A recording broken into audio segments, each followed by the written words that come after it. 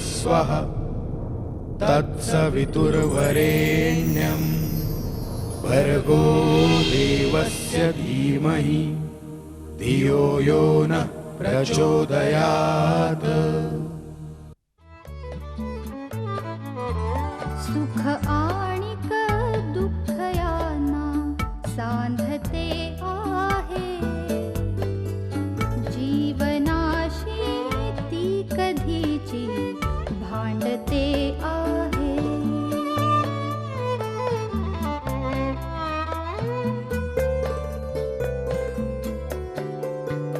दोन डोळ्यांनी मुक्याने बोलताना ती वेगळे काहीतरी बघ सांगते आहे।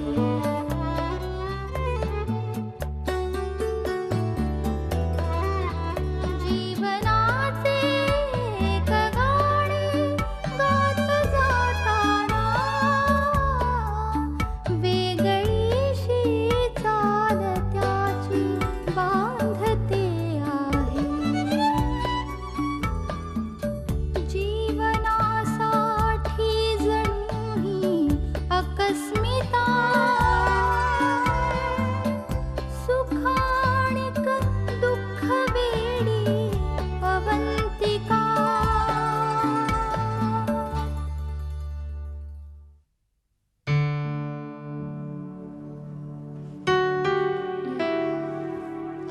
झोपल्या का मुली? हो, आत्ताच झोपल्या. कनू अगदी शहाणी हो, ती पटकन झोपते. पण आभानं महामाया आहे, तिला दामटवून झोपवायला लागतं. मम्मा, सौरभदा कुठे आहे? कुठेतरी बाहेर गेलेत. अलीकडे कुठे जातात केव्हा येतात काही कळत नाही मला. त्या देवयानीचा फोन आला होता, गेले असतील तिलाच भेटायला. देवयानी म्हणजे शशांकची बहीण ना? हो हो, तीच. सारखी येत असते, फोन करत असते. आपल्याला सौरभबद्दल खूप काळजी असं दाखवायचं असतं तिला. अजिबात आवडत नाही आम्हाला ती. का? कारण आम्हाला वाटतं तिच्या मनात वेगळंच काहीतरी आहे, आणि ते तिने लवकरच विसरलेलं बरं. कारण तिची राहणी आम्हाला अजिबात पसंत नाही. का ती खूप साधी राहते म्हणून? हो, आमची सून आमच्या स्टॅटसची आमच्या लायकीची असायला नको, अवंतिकासारखी. मम्मा, अश्विनी तुम्ही बोला ना जरा त्यांच्याशी. कशाबद्दल? त्यांना म्हणावं पूर्वीचं सगळं विसरून जा, नव्यानं सुरू करा सौरभ बरोबर. सौरभ बोलत नसेल याच्याबद्दल, पण आम्हाला ठाऊक आहे त्यांच्या मनात हेच येते. मम्मा, पण तुम्हाला अवी आणि शशांक बद्दल ठाऊक आहे ना? काय पाहिलं अवंतिकाने त्या शशांकमध्ये देवजाणी? काय कमी आहे सौरभ त्यांच्यापेक्षा? शिवाय सौरभनी अवंतिकाच्या आईसाठी काय केले हे ती कसं विसरतीये? मम्मा, तिला तिच्या मनासारखं करू द्या ना. शेवटी जो काय निर्णय आहे तो तिलाच घ्यायचा आहे ना. आणि शिवाय सौरभदाने तिच्या आईसाठी जे काय केलं ना, ते कुठल्या अपेक्षेने नव्हतं केलं. हो, पण तिने हे लक्षात तरी ठेवायला हवं ना. निदान आर्यच्या भविष्याचा तरी विचार करायला हवा होता ना अवंतिकाने दुसऱ्या पुरुषाशी लग्न ठरवण्याआधी. मम्मा, अवंतिका आर्याची आई आहे आणि ती कधीही त्याचं हितच बघणार. पण नेरुरकरांच्या घराण्यात आर्यचं हित अशक्य आहे, आणि आम्ही आमच्या नातवाला मिळवल्याशिवाय राहणार नाही आहोत. मम्मा,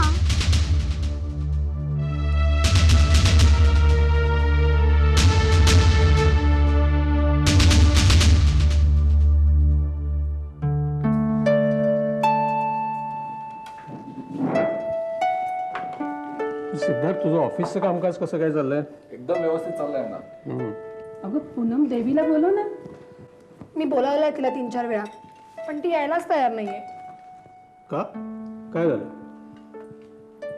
काय माहिती, आजकाल डिस्टर्ब असते नेहमी. मी पण बघतोय हल्ली देवी पूर्वीसारखी बोलत नाही, एकटी एकटी असते. नाही, एकदा विचारायला हवं तिला. अण्णा, नेमकं काय घडलंय हे माईला नक्की माहिती असणार, कारण देवी माईपासून कधीच काही लपवू शकणार नाही. नाही रे, अजून ती खरंच माझ्याशी असं काही बोलली नाही एवढं. अगं पण ती तुला काही बोलली नसली तर तिच्या मनात काय चाललंय याचा अंदाज आलाच असेल ना तुला. म्हणजे तुमच्याही लक्षात आलेलं दिसतंय. अरे तुम्ही असं कोड्यात का बोलताय सगळे? हो ना, काय चाललंय हे मलाही काही कळत नाहीये. म्हणजे माई, आम्हाला न सांगण्यासारखं आहे का काही? अगं तसं नाही ग, म्हणजे जे काही चाललंय ना ते काय चाललंय ते मलाच कळत नाहीये. आणि मुख्य म्हणजे ते चांगलं आहे का वाईट आहे हेही ठरवता येत नाहीये मला. हे बघ, तू आता जे काय आहे ते स्पष्टपणे सांग बघू. अहो, मी तिच्या लग्नाबद्दल बोलते. म्हणजे इतक्या वर्षांनी तिच्या मनात लग्नाचा विचार आलाय, पण पण पण काय? पण तिनं सौरभची निवड केली आहे. सौरभ म्हणजे सौरभ बद्दल आधी ऐकलेलं असल्यामुळे मन नाही तयार होत, पण त्याच वेळेला अशी खात्री वाटते की देवयानीची निवड नाही चुकायची आणि तिनं विचार करूनच निर्णय घेतला असेल. नाही, पण मला आता खूप काळजी वाटू लागली आहे.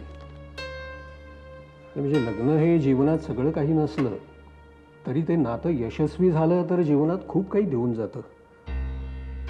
नाही, हा निर्णय तिनं पूर्ण विचारांती घेतला पाहिजे. हो, पण मी म्हणते की सौरभच का? तुम्हाला काय वाटतं शशांक भाऊजी?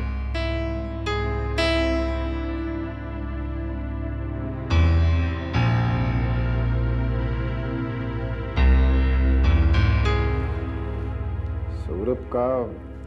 नाही, त्याहीपेक्षा महत्वाचं हे आहे की देवी लग्नाला तयार झाली. हो, म्हणजे या सगळ्या गोष्टींचा आम्हालाही खूप आनंदच आहे.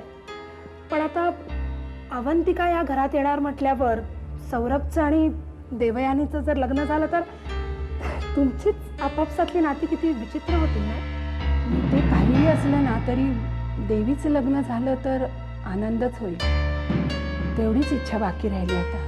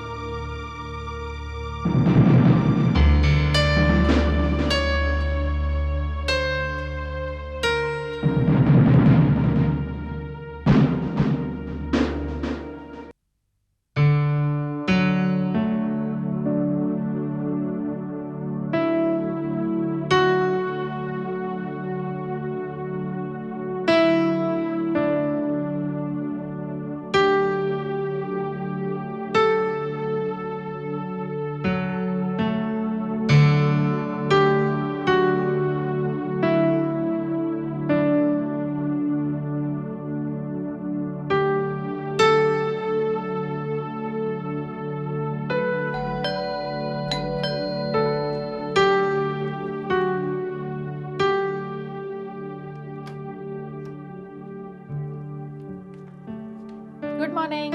Good morning. काय रे, सकाळी सकाळी असं पडलेला चेहरा करून काय बसलास? झोप झाली नाहीये का? माझा चेहराच तसा आहे. सानिका कुठे आहे? आतमध्ये.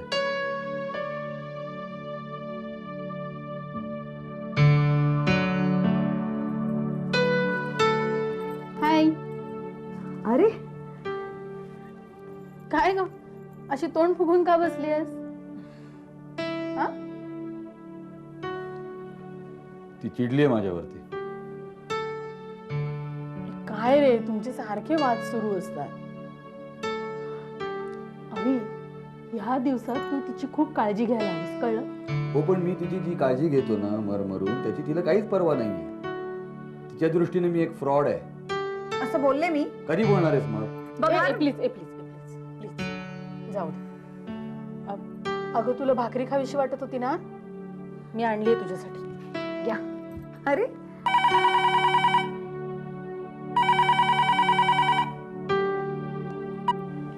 हेलो. अरे गुप्ता जी, बोला.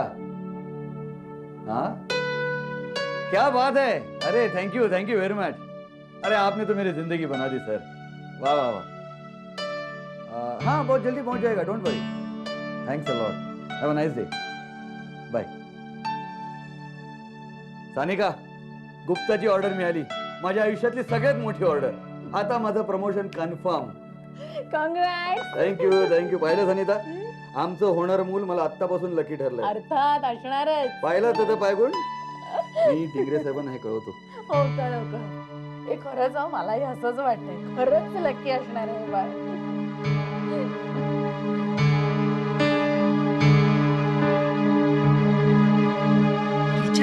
देवयानीमुळे ना घरात सध्या सॉलिड वादळ उठलंय. That's very nice. पण या वादळामुळे नुकसान कोणाचं होणार आहे हे अजून आपल्याला नीट कळलेलं नाहीये. अगं पण रिचा, देवयानीची सौरभशी लग्न करण्याची इच्छा आहे तर सगळ्यांनाच माहिती आहे. अग्रीड. पण ह्या सगळ्यावर शशांकची रिॲक्शन काय आहे? अगं शशांक भाऊजींना हे सगळं फारच अनएक्सपेक्टेड होतं. आणि आता झालंय असं की माईंना वाटतंय त्यांच्या मुलीचं लग्न लवकरात लवकर व्हावं. त्यामुळे देवयानीचं आणि सौरभचं लग्न व्हावं अशी माईंची इच्छा आहे. त्यामुळे आता या सगळ्या सिच्युएशनमध्ये शशांक भाऊजींसमोर फारच मोठा पेच निर्माण झालाय. परफेक्ट. आणि हा पेच असाच राहिला पाहिजे, म्हणजे ही सगळी सिच्युएशन इंटरेस्टिंग होईल. एक्झॅक्टली. आणि आता या सगळ्या गोष्टींमुळे शशांक भाऊजींचं लग्न अजूनच अवघड होऊन बसलंय. काय रिचा, ही दोन्ही लग्न होणं अशक्य आहे. आणि झालंच तर यापैकी कुठलं तरी एकच लग्न होऊ शकतं. आणि ते देवयानीचं व्हायला पाहिजे. आणि असे एफर्ट्स आपण घ्यायला हवेत. कळलं? ऑफकोर्स आपल्या सगळ्यांना माहितीच आहे की शशांकचं त्याच्या बहिणीवरती किती प्रेम आहे. म्हणजे तो त्याच्या देवीसाठी कुठलंही सॅक्रिफाईस करायला तयार होईल, अगदी अवंतिका सुद्धा.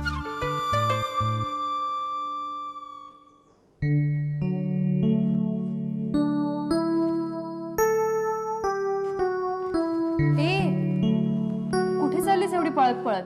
मी नाही बोलणार तुझ्याशी. अगं पण का? तू सगळ्यांना सांगितलं, फक्त मला नाही सांगितलं ना. काय सांगितलं नाही मी तुला? पण तू जरी मला सांगितलं नाही ना तरी मला आता सगळं कळलंय. अगं पण काय? अगं तू लग्न करतेस ना.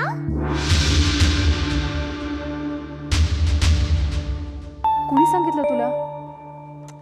अगं आत्या, घरात सगळे त्याच विषयावर बोलतायत म्हणून मला कळलं. बरं एनिवे, कॉंग्रॅट्स. ओके, तर मला ट्रीट पाहिजे, आईस्क्रीमची ट्रीट. मी आता माझ्या मैत्रिणींना सांगूनच येते की मी आत्याबरोबर बाहेर चालले. Okay, bye. जुई,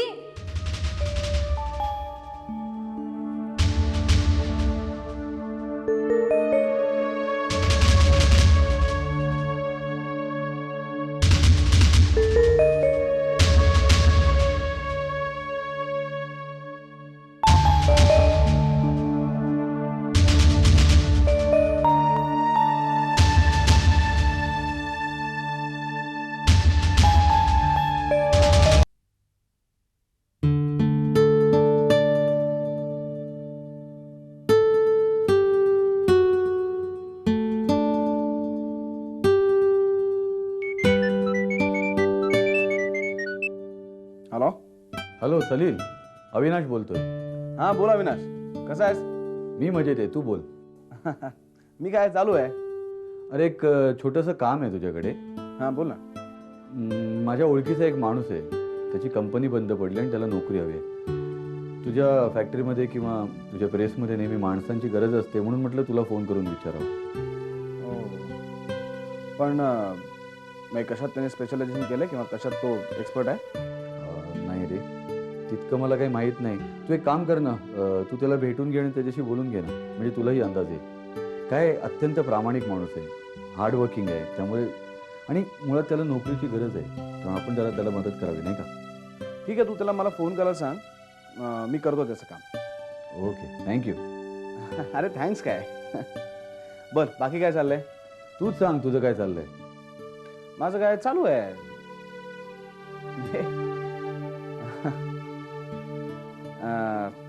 खरं म्हणजे काही बरं चालू नाहीये. का? म्हणजे जिच्याकरता या सगळ्या गोष्टी आपण करायच्या, तीच जर बरोबर नसेल तर. Salil, control yourself. माझ्या मते तू ओव्हर रिॲक्ट करतोयस. नाहीतर दुसरं काय करू अविनाश, मी सांग ना. सध्या मी कुठल्या मनस्थितीने चाललोय ना, माझं मलाच माहिती.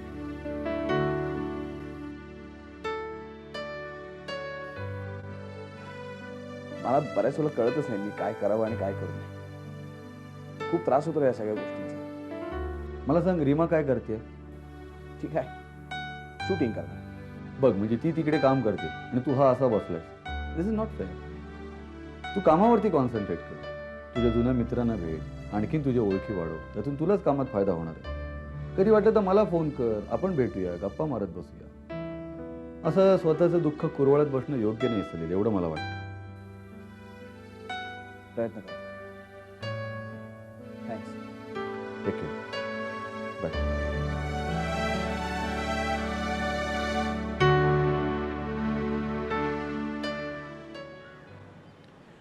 अवंतिका, बोल ना काहीतरी.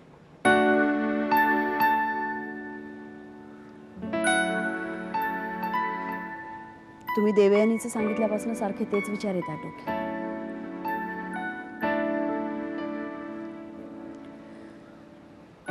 मला वाटतं आपण आधी तिच्या सुखाचा विचार करायला हवा. धाकटी बहीण आहे ती तुमची. मी अतिशय मनापासून जेन्युइनली सांगते.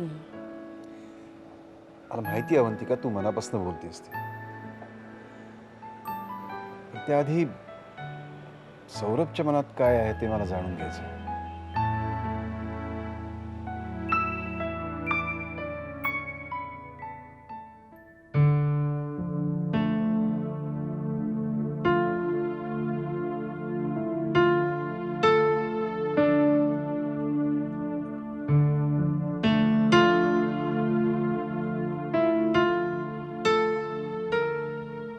माई, काय ग?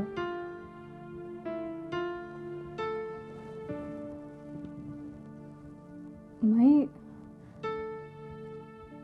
माझ्या लग्नाबद्दल घरात सगळेजण असं का बोलतायत? का ग? म्हणजे तू काही सांगितलं नाहीस ना त्यांना? नाही ग, मी कुणाशीच काही बोलले नाही याबद्दल. मग का असं बोलतायत? म्हणजे माझ्या मनातलं मी फक्त तुलाच सांगितलं होतं. अगं, परवा सिद्धार्थनं तुला आणि सौरभला बोलताना बघितलं असं म्हणत होता. काय? अगं, पण आमचं अजून असं काहीच ठरलेलं नाहीये. म्हणजे जे काही आहे ते फक्त माझ्याकडून आहे. मी उगाच भेटले सौरभला. केवढी मोठी चूक केली मी. अगं, हे सगळं शशांक दादाला कळलं तर त्याला किती त्रास होईल. काय विचार केला मी, केवढी मोठी चूक. अगं, शांत हो, अजून काही फरक पडलेला नाहीये. मी बोलेन शशांकशी. नाही, मी एवढ्या अविचाराने कशी वागू शकले? आधीच मी लग्न न करता तुम्हाला सगळ्यांना अडचणीत टाकले. आणि आता लग्नाचा विचार मनात येतोय तर पुन्हा तुम्हाला सगळ्यांना मी अडचणीत टाकते. माई, मी हे सगळं मनातून काढून टाकते. मी सौरभचा विचार सोडून देते. तू दादाला सांग प्लीज. सांगेन मी त्याला, पण मला तू सांग, सौरभ काय म्हणाला? माझ्या ह्या विचाराने तो तर संकटातच पडलाय. मी खूप मोठी चूक केली. मी खूप मोठी चूक केली. प्रेमात पडलेली माणसं फक्त प्रेम म्हणत असतात. बाकी सगळ्या जगाच्या दृष्टीनं तो वेडेपणच असतो. अगदी शहाणी म्हणणारी माणसं सुद्धा प्रेमात पडल्यावर असंच वागतात. अगं, तो काळच तसा असतो. काही माणसं सावरतात, काही उद्ध्वस्त होतात. तुला तुझी चूक कळली आहे ना? तू वेळीच स्वतःला सावरलंस. शांत ठेव बरं डोकं. मी बोलेन शशांकशी. नक्की? खरंच ग, खरंच बोलेन.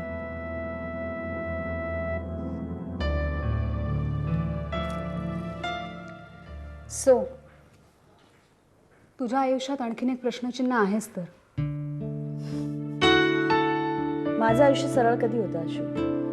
प्रत्येक वेळेला एक प्रश्नचिन्ह असतंच. जर का सौरभ त्याच्या मनात देवयानीबद्दल काही फिलिंग्स निर्माण झाले तर? Quiet possible. लहानपणापासूनची मैत्री आहे त्यांची. आणि ॲक्च्युली त्या दोघांना एकमेकांबद्दल काही वाटलं तर त्याच्यात गैर काहीच नाही आहे ना. आणि सपोज सौरभदानी देवयानीशी लग्न करायचं डिसिजन घेतलं तर शशांक घेतील तो निर्णय मला मान्य असेल.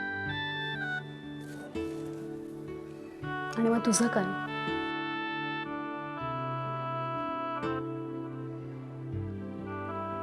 माझं काय?